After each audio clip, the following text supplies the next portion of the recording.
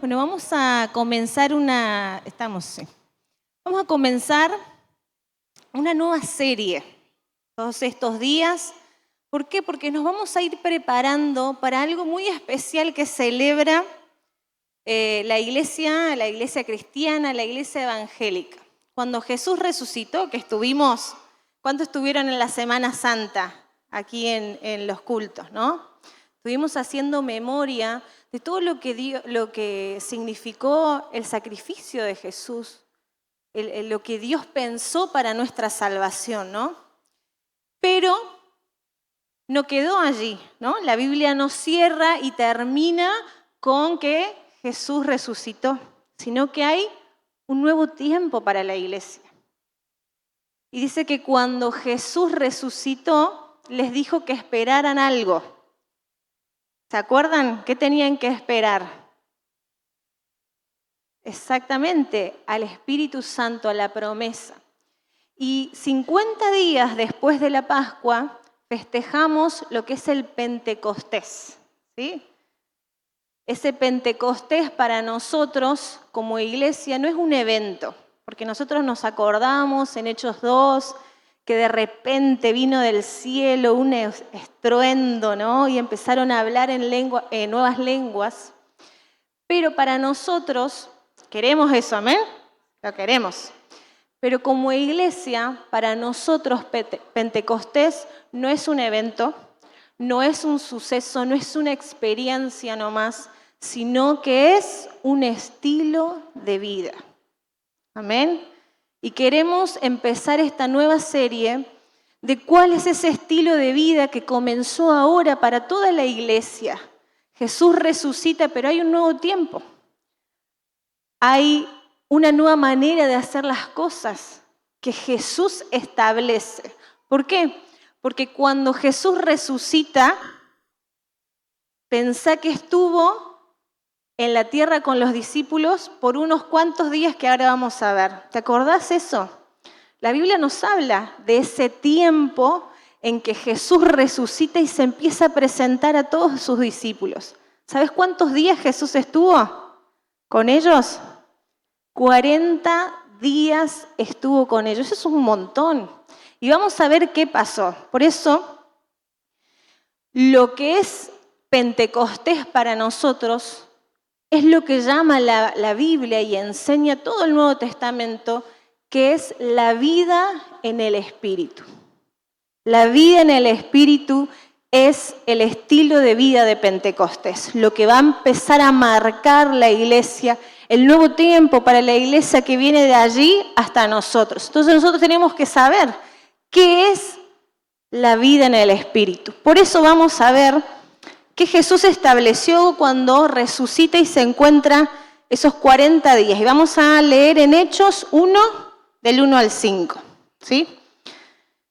Vas a tener allí, pero vas a tener que buscar en tu Biblia, ¿no? Como para empujar Timoteo, te pedimos que vos busques en tu Biblia, que vengas con tu Biblia y que todos juntos podamos leer Hechos 1, del 1 al 5. ¿Buscamos? ¿Estamos? Hechos 1, del 1 al 5. Mira lo que dice. En el primer tratado, oh Teófilo, el primer tratado sería el Evangelio de Lucas. Hablé acerca de todas las cosas que Jesús comenzó a hacer y a enseñar, hasta el día en que fue recibido arriba, después de haber dado mandamientos por el Espíritu Santo a los apóstoles que había escogido, a quienes también después de haber padecido se presentó vivo con muchas pruebas indubitables, apareciéndoseles durante 40 días y hablándoles acerca del reino de Dios. ¿De qué les hablaba? Del reino de Dios. Y estando juntos, les mandó que no se fueran de Jerusalén, sino que esperasen la promesa del Padre, la cual les dijo, oíste de mí. Porque Juan ciertamente bautizó con agua, mas vosotros seréis bautizados con el Espíritu Santo dentro de no muchos días, ¿no? Entonces Jesús se presenta a sus discípulos. ¿Se presenta cómo? Se presenta con un cuerpo tangible. Ellos podían verlo, podían tocarlo, podían compartir con Él, podían comer con Él, pero era el mismo Jesús que hacía unos días antes. ¿Qué creen? No, era un Jesús resucitado. Era un Jesús que había vencido la muerte.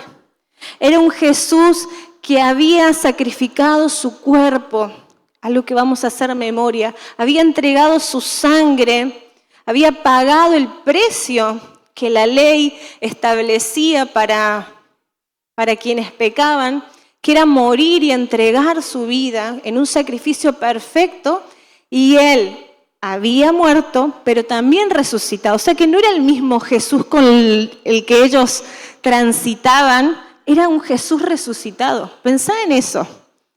De repente ahora su líder no es ese líder humano, sino es un líder resucitado que se presenta durante 40 días. 40 días el Señor Jesús estuvo ministrando la vida de sus discípulos.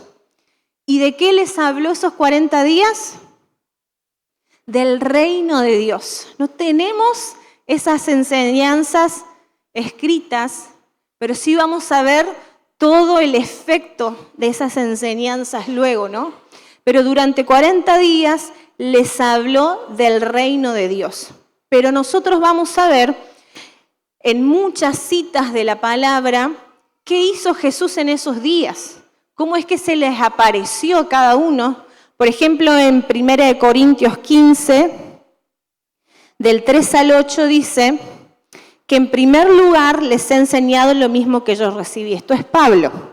Que conforme a las Escrituras, Cristo murió por nuestros pecados. Que también, conforme a las Escrituras, fue sepultado y resucitó al tercer día.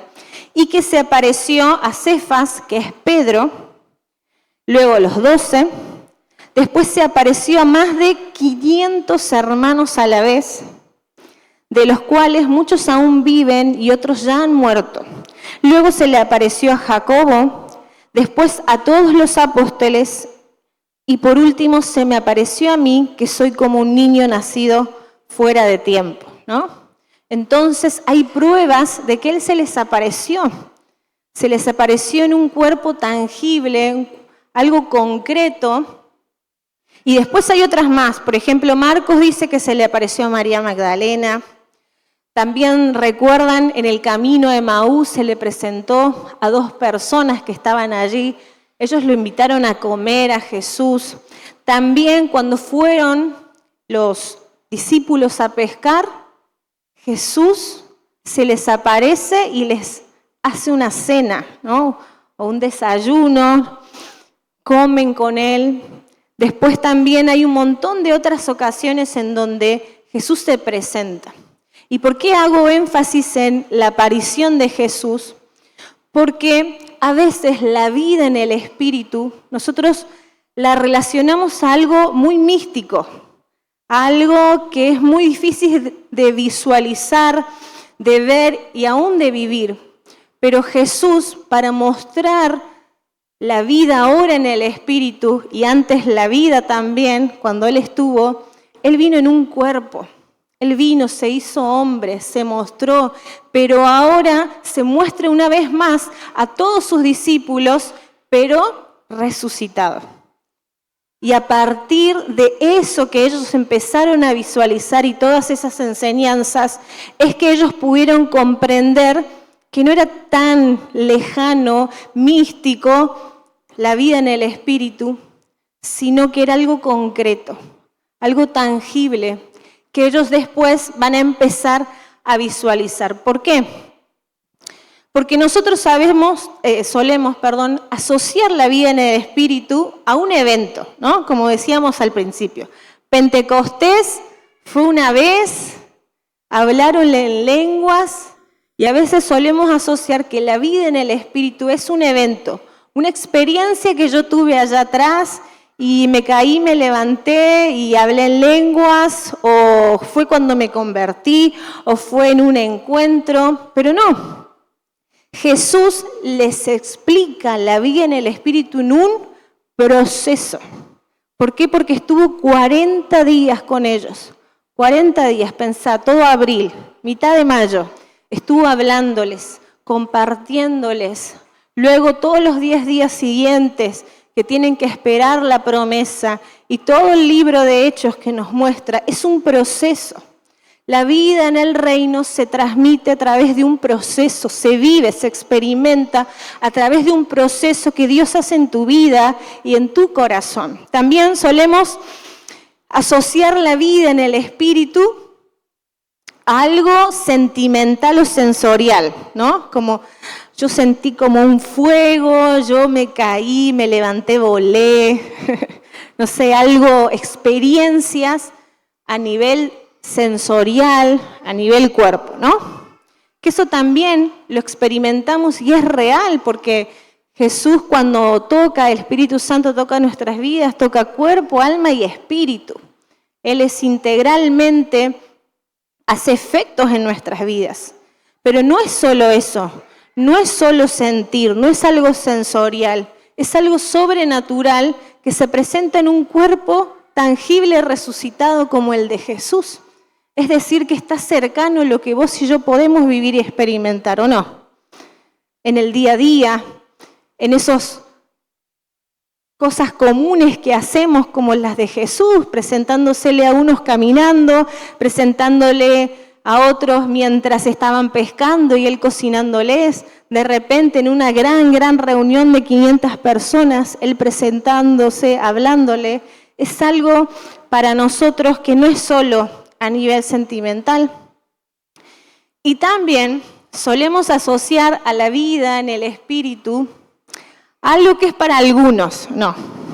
Para algunos que son muy santos, muy tocados, personas que se van a dedicar a la vida del Señor y al ministerio, y como algo imposible. La vida en el Espíritu es algo imposible, es para algunos.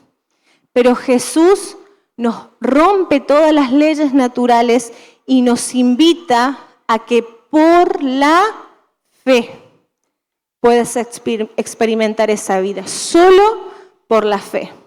No tiene nada que ver con algo para algunos o algo imposible, sino que solamente tenés que acceder a la vida en el Espíritu por la fe. ¿Qué te parece eso?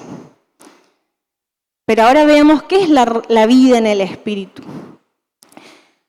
La vida en el Espíritu es la vida en el reino de Dios.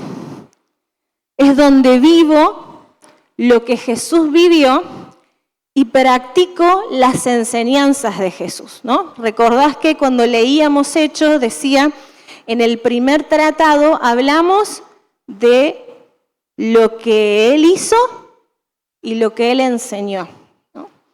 Entonces Jesús viene a la tierra para modelarnos esa vida en el Espíritu, que tiene que ver con lo que Él hizo, pero también con lo que Él enseñó.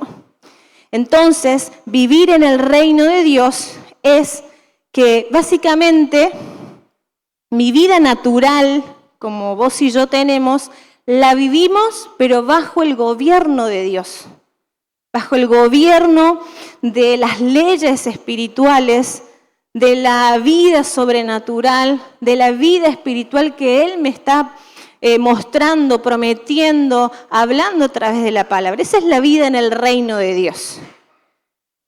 Yo ahora, mi vida natural que tengo, la vivo bajo el gobierno de Dios, bajo lo que Él dice, bajo lo que la palabra dice. Esa es la vida en el reino de Dios.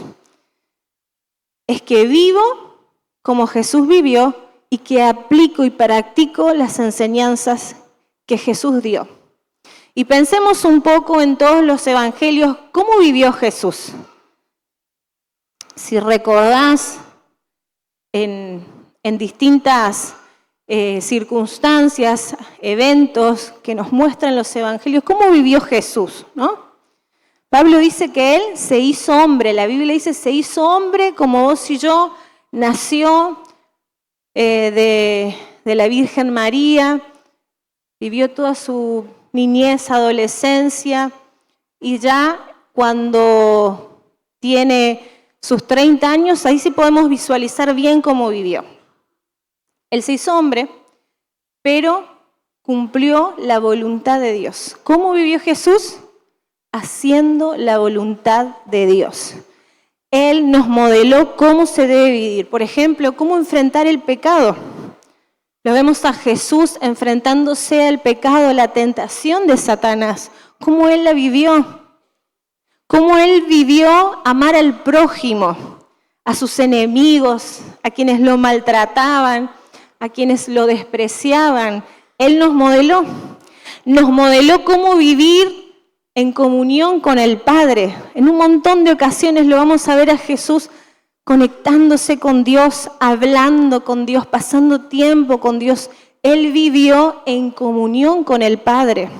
Cómo servir a la gente, cómo dedicarse a las personas, cómo estar con las personas, qué cosas hablar, cómo involucrarse en el corazón de otra persona. Jesús nos modeló una vida.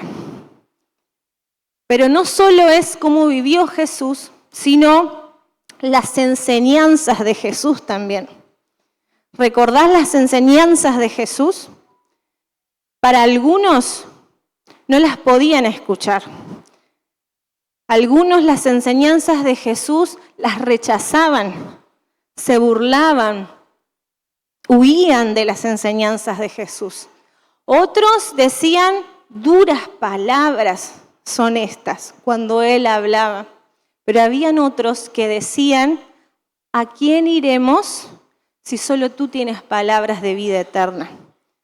Y habían enseñanzas de Jesús, por ejemplo, todas las enseñanzas del Sermón del Monte que podés ver en la Biblia. Dice, bienaventurados los misericordiosos, pues ellos recibirán misericordia. Nos enseña a ser misericordiosos. Bienaventurados los de limpio corazón, porque ellos verán a Dios. Bienaventurados los que procuran la paz, los pacificadores, porque ellos serán llamados hijos de Dios, ¿no? Y empieza a hablarte de qué es lo dichoso en la vida, de qué es lo bueno, de qué es lo que vale ser en la vida y que tiene recompensas. Pero no solo allí, después sus enseñanzas empezaban a profundizarse más, a ser mucho más intencionales en otras áreas de nuestras vidas. Como por ejemplo dice, habéis oído que se dijo a los antepasados, no matarás, y cualquiera que cometa homicidio será culpable ante la corte. Pero yo os digo que todo aquel que está enojado con su hermano será culpable en la corte. Y aquel que dice cosas, palabras hirientes, para no decirte todas las que dice acá, también es considerado un homicida. ¡Wow! Viste que se dijo una cosa, pero yo te digo esto. Es decir, que las enseñanzas de Jesús empezaban a profundizar y para Él no solamente es lo que vos haces, sino lo que vos sentís, lo que vos pensás, cuáles son las intenciones que vos tenés en tu corazón. Después les dijo, habéis oído que se dijo, no cometerás adulterio, pero yo te digo que todo el que mire a una mujer, a un hombre para codiciarlo, ya cometió adulterio con ella en su corazón. Sus enseñanzas empezaban a decir, también es importante lo que está en tu corazón. ¿Cuáles son tus intenciones? ¿Qué revela tus palabras, tus obras o lo que nadie ve? ¿Qué muestra? Esas son las enseñanzas de Jesús, integrales para todas las áreas de nuestra vida, para lo que Él ve, que es el corazón. Y Él, como Él vivió y con lo que Él enseñó, nos modeló lo que es la vida en el Espíritu, lo que es la vida en el reino de Dios. Ahora, si nos quedamos acá, decimos, qué difícil.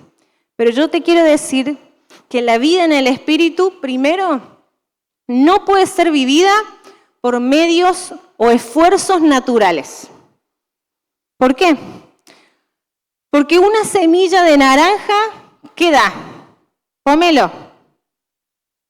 No, ¿qué va a dar? Naranja. Y no puede, no tiene otra capacidad que dar naranja, o la de pomelo, o la fruta que te guste. No tiene otra capacidad. Esa semilla tiene un ADN que es lo que va a dar. Bueno, tu naturaleza, como vos fuiste creado, como no creado, sino a través del pecado, de lo que nos acordábamos con Timoteo, es que vos, desde que vos naces, tenés una naturaleza en tu vida, que es la naturaleza copada, no, la naturaleza pecaminosa, la naturaleza carnal. Nuestra naturaleza es una naturaleza carnal, pecaminosa, entregada al pecado. Toda la culpabilidad que nos habla Romanos, todo está sobre nosotros. Por lo tanto, ¿qué podría dar tu naturaleza? No la vida en el Espíritu, no la vida que vivió y que enseñó Jesús. Por lo tanto, vos tenés que entender que es imposible, vos y yo tenemos que entender que es imposible con esfuerzos humanos poder llegar a esa vida que Jesús te quiere enseñar. Quiere que vos vivas la capacidad, todo lo que enseñó, todo lo que Él habló. Es imposible que vos la vivas con esfuerzo humano, sino que Él nos va a decir en muchas partes de la palabra, en Efesios 2:8, por ejemplo, que ciertamente la gracia de Dios los ha salvado por medio de la fe. Y esto no nació de ustedes, sino que es un don de Dios. Ni es el resultado de las obras, de lo que vos hagas, para que nadie se vanaglorie. Efesios 2:8. Es decir, que el enfoque no está en no hacer algo, en no obrar de una forma, sino que por la fe obtener todo lo que viene de arriba, lo que es el reino de Dios. Porque más o menos nos podría pasar algo así, como que yo estoy en mi mente diciendo, no me voy a enojar. No sé si a algunos les pasa, no me voy a enojar hacia alguien, esposo, esposa, hijos, jefe, ¿no? Yo estoy, no me voy a enojar. Me dicen algo y me enojo. No voy a contestar. Me dicen, ¿y qué hago? Contesto, ¿no? O sea, yo estoy tratando por mí mismo, hacer acuerdos conmigo mismo, hacer acuerdos con, no sé, el positivismo, lo que en ese momento quiere hacer, para poder lograr ser como Jesús. Pero dice, manifiestas son las obras de la carne. Ira, o sea, lo que vos te va a salir y no tenés que hacer ningún esfuerzo, es ira, dice la Biblia, enojo, contienda, disensión, envidia, celos, homicidio, fornicación, adulterio. Eso es lo que está en tu naturaleza y eso va a obrar, eso va a salir en vos. Por lo tanto, no tiene que ver con que vos no hagas cosas o intentes con todas tus fuerzas, con acuerdos que hagas, poder lograr la vida que dice que es la vida en el Espíritu.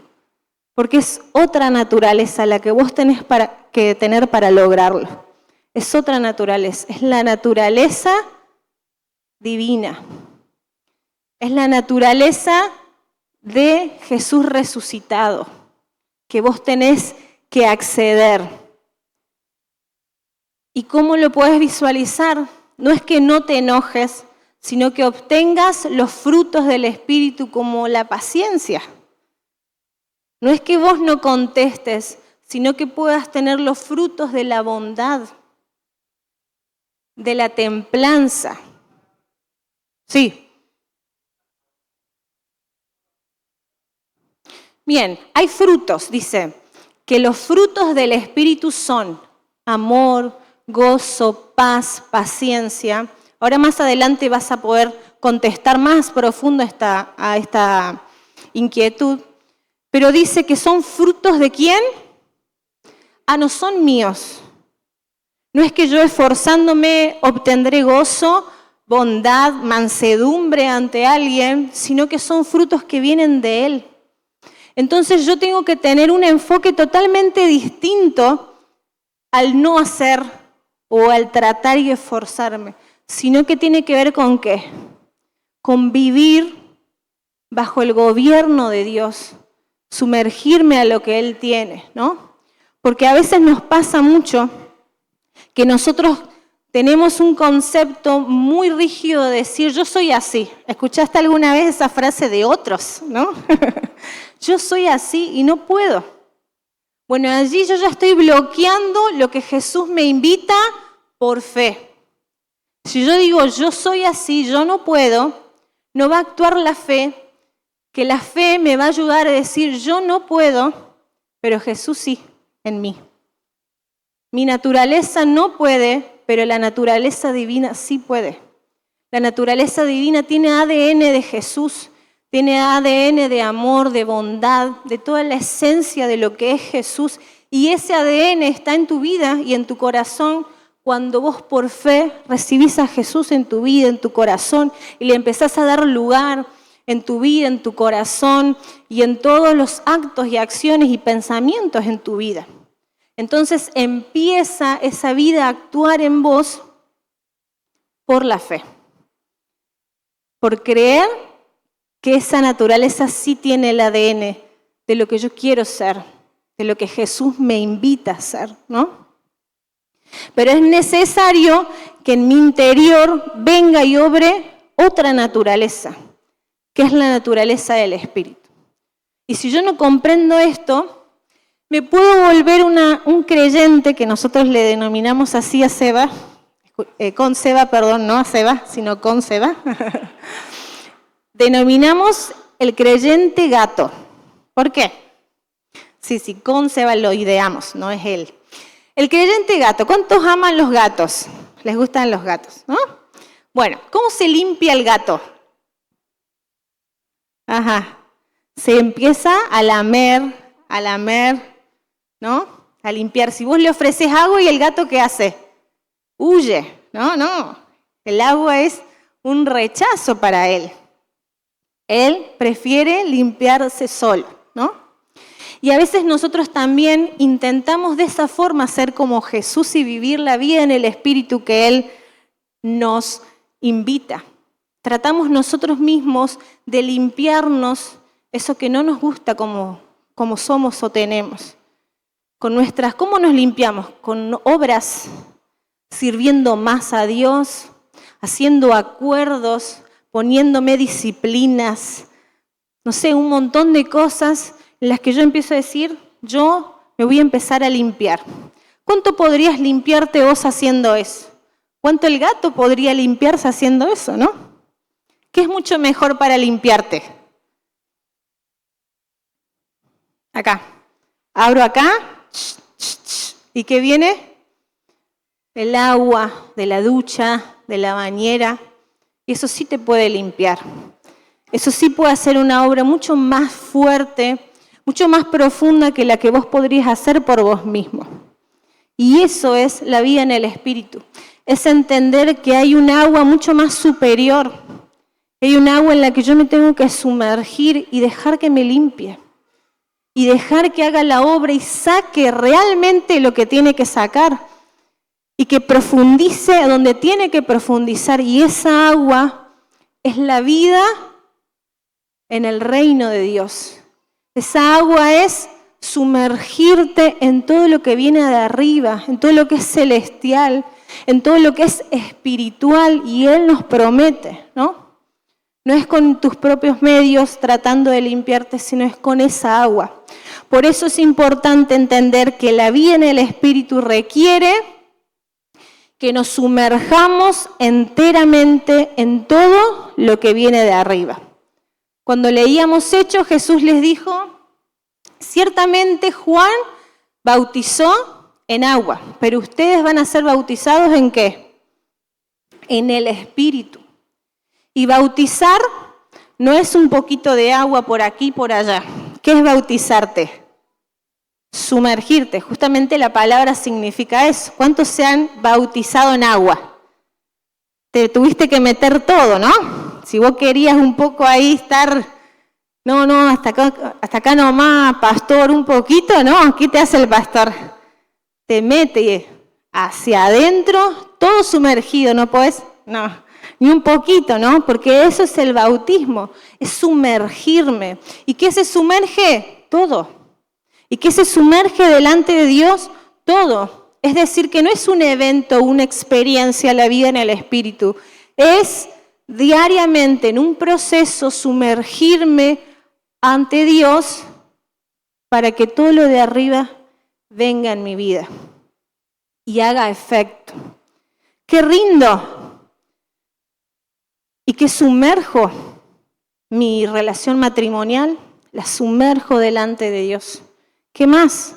Mi trato con mis hijos, mi honra, mi respeto a mis padres, a mis autoridades.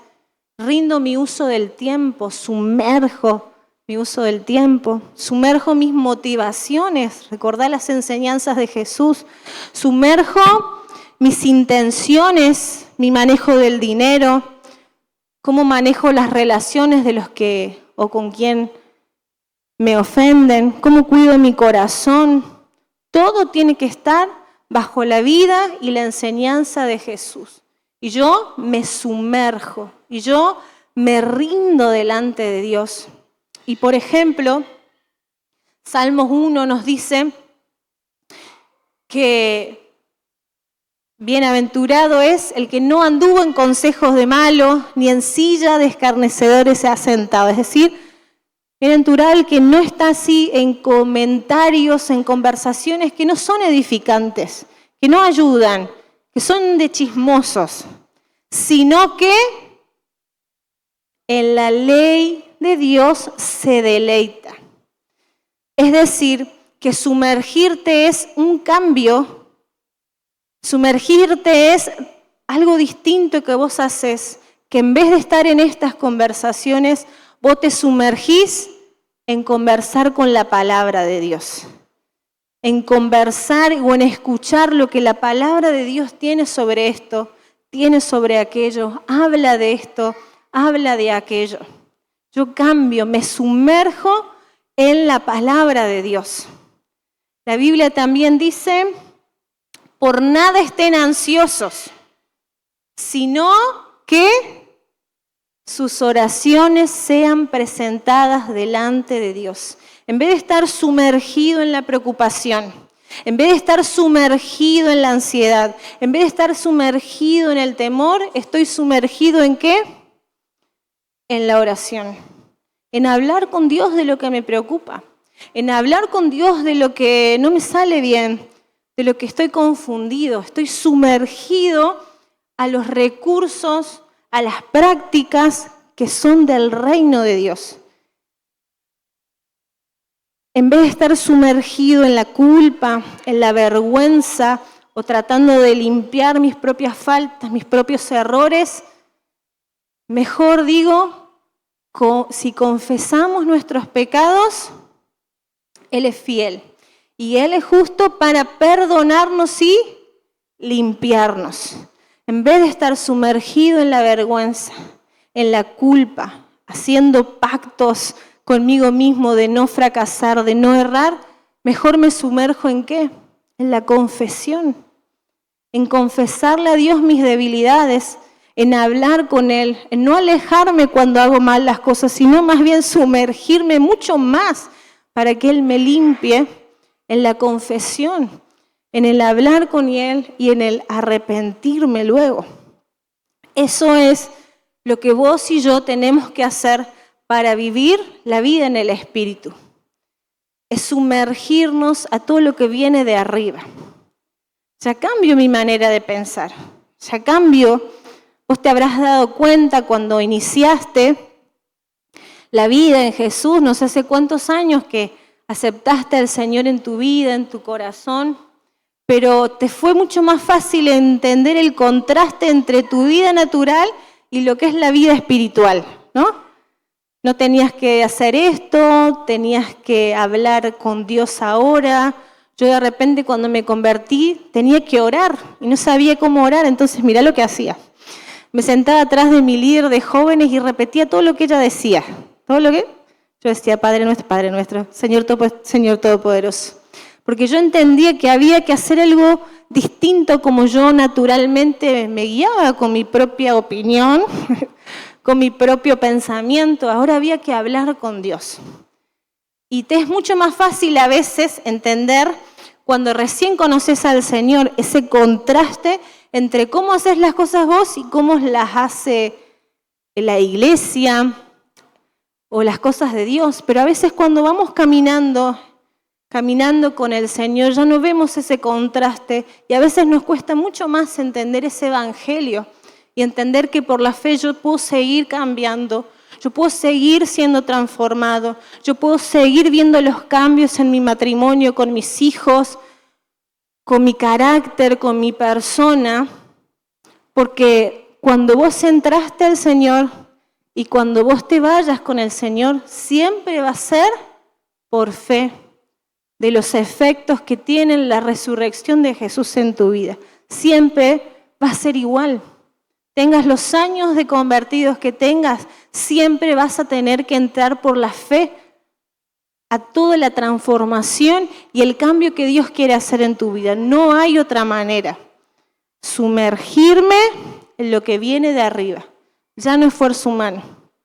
Sumergirme en lo que viene de arriba.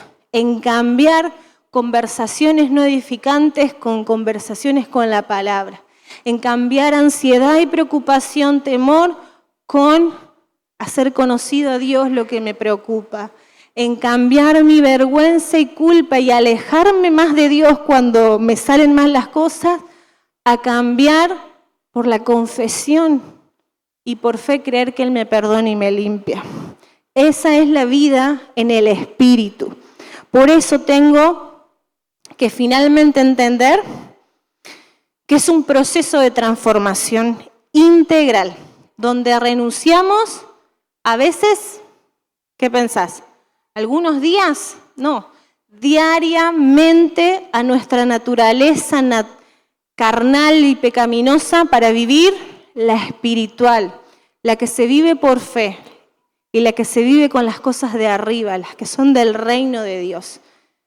A veces no tenemos esa paciencia y queremos que ya Dios haga lo que por años hicimos a nuestra manera, con nuestra propia opinión, pero Dios va a hacerlo en ese proceso, en esa transformación que va a tener que ver con que apliques la fe de creer que yo no puedo, pero Jesús sí puede.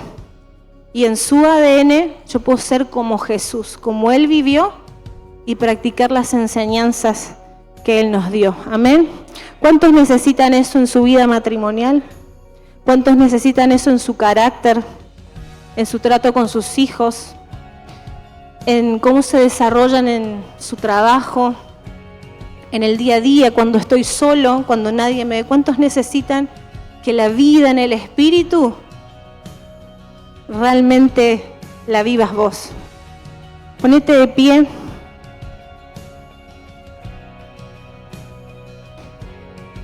Y recordá que Pentecostés no es un día, es un estilo de vida. La vida en el Espíritu es mi estilo de vida. El Pentecostés es un modo de vida para mí. Diariamente renuncio a mi naturaleza pecaminosa y le doy lugar a la del cielo. Cerrá tus ojos.